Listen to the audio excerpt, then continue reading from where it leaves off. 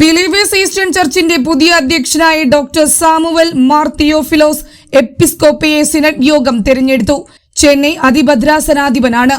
കാലം ചെയ്ത മുൻ സഭാധ്യക്ഷൻ മാർ അത്തനീഷ്യസ് യോഹാൻ മെത്രാപ്പൊലിത്തയുടെ പിൻഗാമിയായാണ് ഇദ്ദേഹത്തെ തിരഞ്ഞെടുത്തത്. യുഎസിലെ ഡാലസിലുണ്ടായ അപകടത്തിൽ മെയ് 8-നാണ് മാർ അത്തനീഷ്യസ് യോഹാൻ മെത്രാപ്പൊലിത്ത അന്തരിച്ചത്.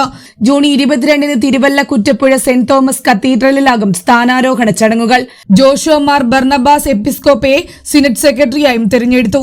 താൽക്കാലിക മെത്രാപ്പൊലിത്തയായി ഡോക്ടർ സാമുവൽ മോർ തിമോത്തിയോസിനെ നേരത്തെ തിരഞ്ഞെടുത്തിരുന്നു. പത്തനംതിട്ട ജില്ലയിലെ ചെറുകോൾ, കീക്കൊഴൂർ, ഒറേത്ത്, കൈതപ്പതാലിൽ കുടുംബത്തിൽ 1959 ഓഗസ്റ്റ് 27-നാണ് സാമുവൽ മാർ തിയോഫിലോസ് ജനിച്ചത്.